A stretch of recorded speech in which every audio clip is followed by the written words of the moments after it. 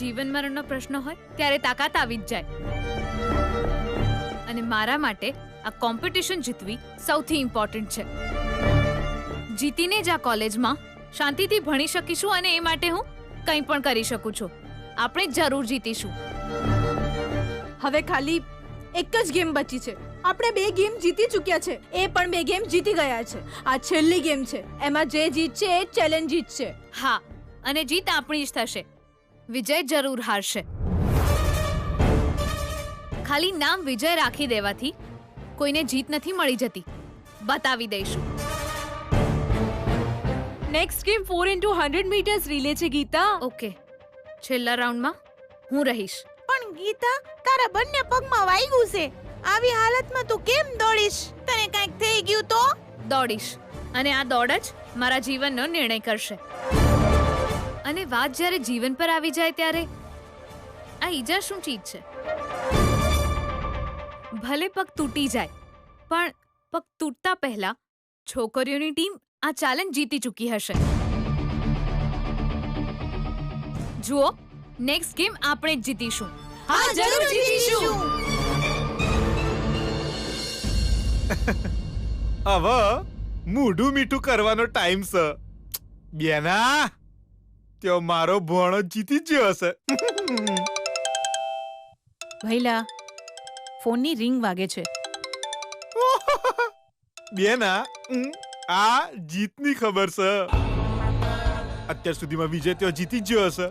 Phone is coming, announcing winning and Geeta get losting. Hello, congratulations ના. વિજય જીતી જ ગયો ને.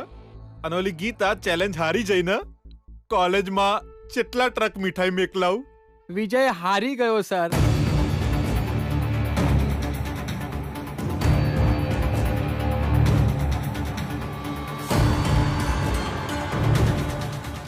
એ આ હું કહી રહ્યો છે તું? હા, મેં હું કહેલું? તમે કહ્યું એ બધું જ અમે કર્યું. ચીટિંગ કરી તોય ગીતા જીતી ગઈ સર.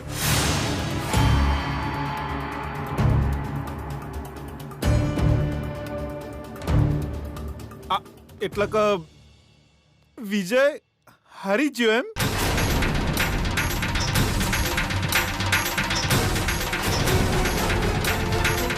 ભઈલા, શું થયું? સર સર, ફોન જ કાપી નાખ્યો.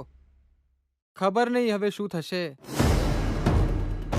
બેના, મૂઢામાં રાખેલી મીઠાઈ અચાનક કડવી થઈ જઈ. એટલે બહુ ચીટિંગ કરી તોય ઓલી ગીતા જીતી જ જઈ. બેના,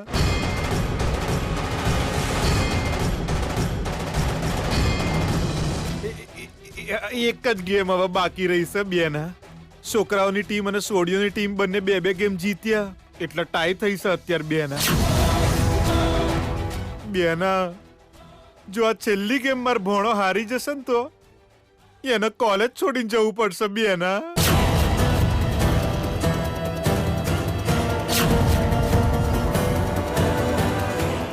નેક્સ્ટ ગેમ કઈ છે? 4x100 relay. બેના,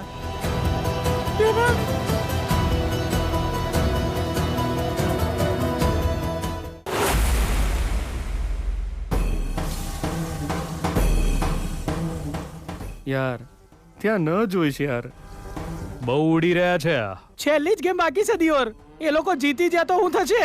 હું એ લોકોને આ છેલ્લી ગેમ નહીં જીતવા દઉં. વિજય, એ લોકો આ ગેમ 100% હારશે. કારણ કે કાલે એ લોકો રનિંગ રેસમાં પણ હાર્યા હતા. બસ બસ બસ બસ. જુઓ, મારી વાત અત્યારે ધ્યાનથી સાંભળો. કાલે રનિંગ રેસમાં હાર્યા હતા, પણ આજે આપણે રિલે રેસમાં જીતીશું. યસ ગીતા. એ લોકો અહીં સુધી તો પહોંચી ગયા છે. નહીં રોકીએ તો કોલેજ છોડીને જવું પડશે આપણે. આ તો શું કહી રહ્યો છે યાર? અમે કોઈ પણ સંજોગોમાં તને કોલેજની બહાર નહીં જવા દઈએ. પ્રોમિસ છે અમારો. આજે આપણને જીતવાથી કોઈ નહીં રોકી શકે.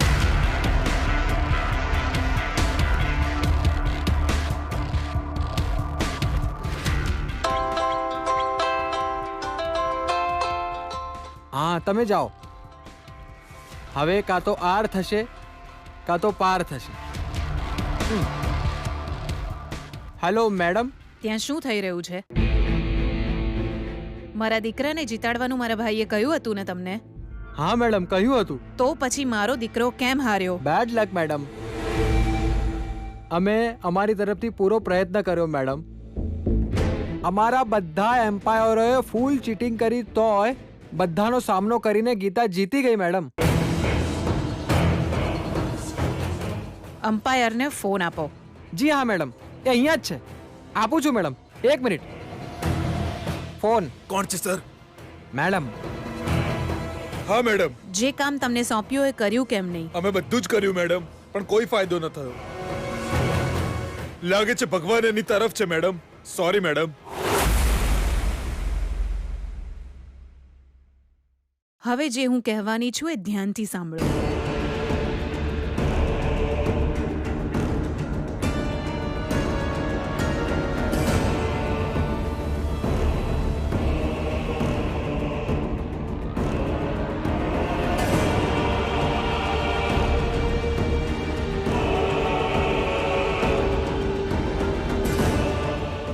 Okay madam, okay. હા.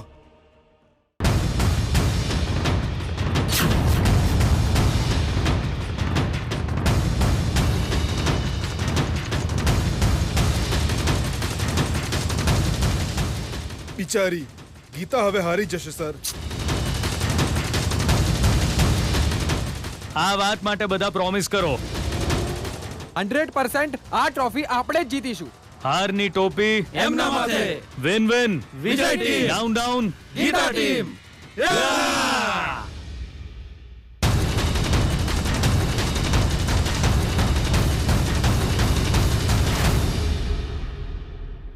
Heap hip હુર્રે!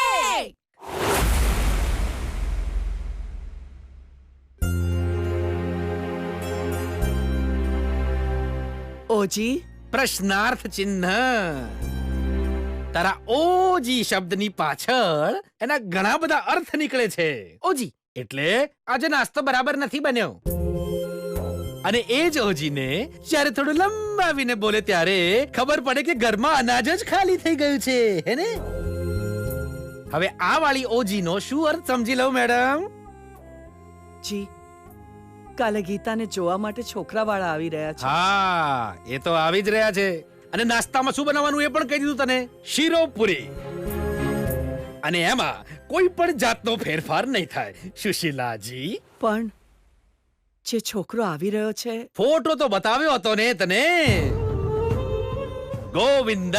અને એમાં પણ જરાય બદલાવ નહીં થાય. હા, પણ તું પણ જ કરતી રહીશ કે બોલીશ હવે કઈ? એ છોકરો આપણી ગીતા માટે યોગ્ય નથી જી. સીધી પોઈન્ટ પર આય સુશીલા. એ સારો નથી દેખાતો.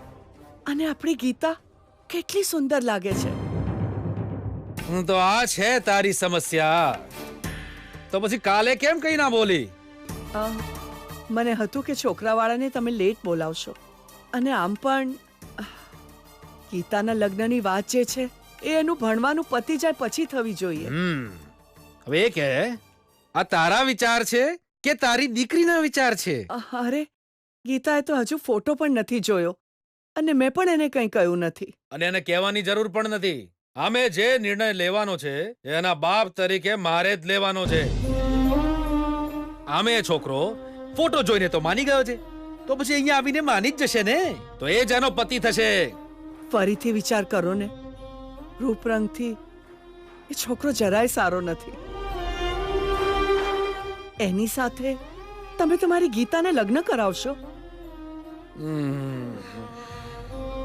તું એ શું સુશીલા, રોજ મંદિર દર્શન કરવા જાય છે, ભગવાનની મૂર્તિની પૂજા કરે છે. ત્યાં ભગવાનની મૂર્તિનો રંગ કાળો છે એવું કહીને કમ્પ્લેન તો નથી કરતી તું સુશીલા? જ્યારે તું રોજ ભગવાનનું નામ લે છે ત્યારે બોલે છે કે હે ભગવાન, આ જગતમાં મારું અસ્તિત્વ માત્ર તમારે કારણે છે. શેરડી ના હોય તો ખાંડ ક્યાંથી આવે? ફૂલ ના હોય તો સુગંધ ક્યાંથી આવે? જો ધનુષ જ ના હોય તો તીરનું શું અસ્તિત્વ છે? તો રંગરૂપની તુચ્છ વાત કરવાનો શું અર્થ છે સુશીલા? મનની ભાવનાઓનો કોઈ આકાર હોય ખરો? મનુષ્યની ઉદારતાનો, વ્યક્તિત્વનો, સ્નેહનો, મમતાનો. આ બધાનો કોઈ આકાર હોય છે ખરો? બોલ સુશીલા. એટલે રંગરૂપ જરૂરી નથી. એક પુરુષ એક સ્ત્રીને કેવી રીતે સ્વીકારે છે એ જરૂરી છે. કહેવું તો બહુ સરળ હોય છે, પણ કરવાની વાત આવે ત્યારે બધા ભાગી જાય છે. તોય ગીતાને એકવાર કહી તો દો. કહી દો, ફોટોએ બતાવી દો, પણ નિર્ણય જે કરશે એ આ બીપી વૈષ્ણવ જ કરશે. બહાર ફરતી આંખોમાં હજારો સપના હોઈ શકે છે, પણ વાસ્તવિકતા જે દેખાય એ છે એ સમજાવવાનું કામ માનું છે. એને મનાવો, બહુ ખુશ રહેશે. તમે જરા સમજો. સુશીલા, આજ મારો છેલ્લો નિર્ણય છે.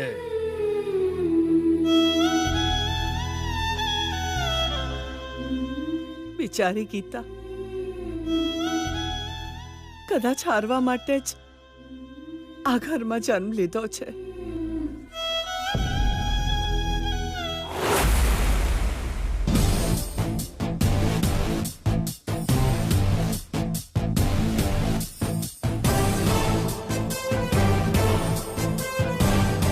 હવે શરૂ થશે બોયઝ અને ગર્લ્સ વચ્ચેની આખરી ગેમ. હાલમાં બંને ટીમ પાસે 2-2 પોઈન્ટ છે અને બંને વચ્ચે ટાઈ છે. જે ટીમ છેલ્લી ગેમ જીતશે વિનર બની જશે. વિનર તો અમે જ બનીશું અને કોલેજમાંથી બહાર જશે આ લોકો.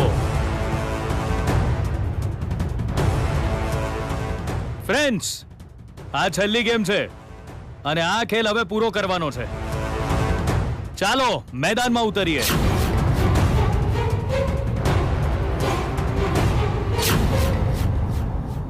ફ્રેન્ડ્સ, એમની વાત દિમાગ પર લેશો નહીં. ખાલી ને ખાલી ધ્યેય પર ધ્યાન આપો. શું થશે એની ચિંતા ન કરશો. બસ તમારું બેસ્ટ આપો. આપણે જ જીતીશું, ભલે પરિસ્થિતિ ગમે તે હોય. જીત આપણી છે, માનો છો ને? Yes, we will win this game. Hip hip hurray!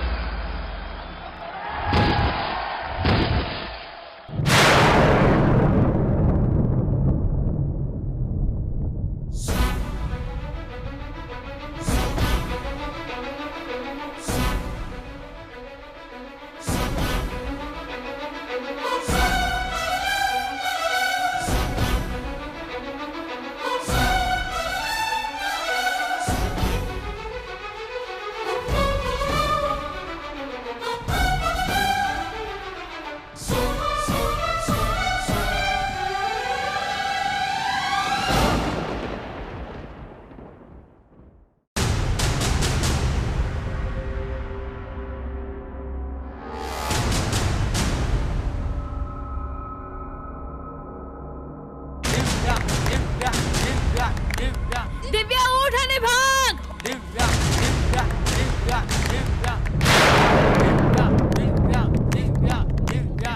Divya, જલ્દી ઉઠ! દિવ્યા!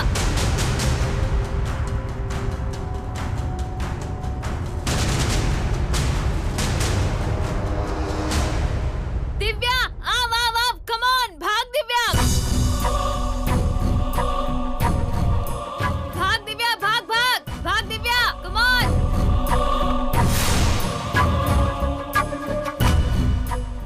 શાબાશ, બહુ સારું દોડ્યો તું. વિજય, હવે ચાલતો જઈશ તો પણ આપણે જ જીતશું. સાંભળ, હારવાની તૈયારી શરૂ કરી દે.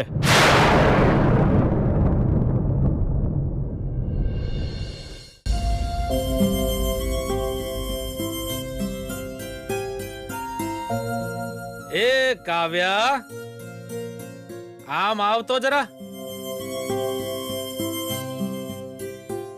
પપ્પા, શું થયું પપ્પા? આજે હું તને જીવનનો એક પાઠ ભણાવવા માંગુ છું. અરે પણ આજે એણે ક્યાં કઈ ભૂલ કરી છે? એ સુશીલા, પાઠ ભણાવવાનું કામ ખાલી ભૂલ કર્યા પછી જ ના કરવાનું હોય. ભૂલ થયા પહેલા જ જો પાઠ ભણાવી દઈએ, જીવનમાં નિયમોનું પાલન કરીએ, તો જીવનમાં ક્યારે ભૂલ થાય જ નહીં. લોકો કહે છે જીવન એક સંઘર્ષ છે. ના, એ તો એક યાત્રા છે. શું છે? યાત્રા છે. અને એ યાત્રા કેવા રસ્તે ચાલીને થાય ખબર છે? કાંટાવાળા રસ્તે ચાલીને થાય છે. મારા જેવું કોઈ નથી એવા વહેમમાં રહેશો ને તો પગ નીચેથી જમીન સરકી જશે. અથવા કોઈ પણ જીતે હારે મારે શું એવું કેરલેસ વિચારશો તો બેલેન્સ ખોઈ બેસશો ને પડી જશો. કોઈ પણ વસ્તુને બહુ હલકામાં ના લેવી જોઈએ. એ જ આપણે સમજવાની વાત છે. એ જ જીવનનો સાર છે. તને સમજાઈ ગયું ને? સમજી ગઈ પપ્પા. શું સમજાયું તને? હવે માથું કેમ ખંજવાળે છે? તને, તારી બેન ગીતાને, આને આ બધું સમજમાં નહીં આવે મને બહુ સારી રીતે ખબર છે. લગ્ન કરીને ફસાઈ ગયો. કુંવારો હતો ત્યારે ખુશ હતો હું. એ કાવ્યા, એક વાત સમજી લે તું સારી રીતે. માથું નમાવીને જીવવામાં જે આનંદ મળશે એ ઊંચું કરીને જીવવામાં નહીં મળે. જી, આ નાની દીકરીને તમે શું શું સમજાવી રહ્યા છો? સુશીલા, જ્યારે કઈ બોલવા જેવું હોય તો એ જ વખતે બોલી નાખવું જોઈએ. પછી આનામાં પણ આની બેનની જેમ કઈક કરી બતાવવાની ઈચ્છા જાગી ગઈ તો હેરાન ગતિ તો મારે સહન કરવી પડશે ને. આખરે મારો કહેવાનો મતલબ એટલો જ છે કે જો સમયની સાથે સાથે ચાલશો તો આનંદ મળશે. પણ આપણે જો સમય સાથે લંગડી રમતા રહીશું તો વિનાશ તરફ જતા રહીશું. ક્યાંક જીતના ચક્કરમાં ઘરેલું જીવન ના હારી જવાય. સમજ્યા કે?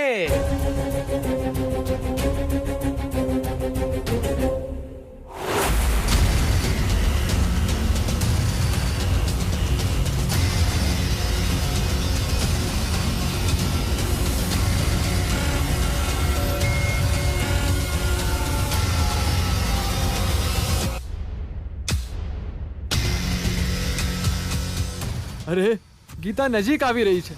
કમ ઓન ગીતા, તું જ જીતીશ. ભાગ ભાગ.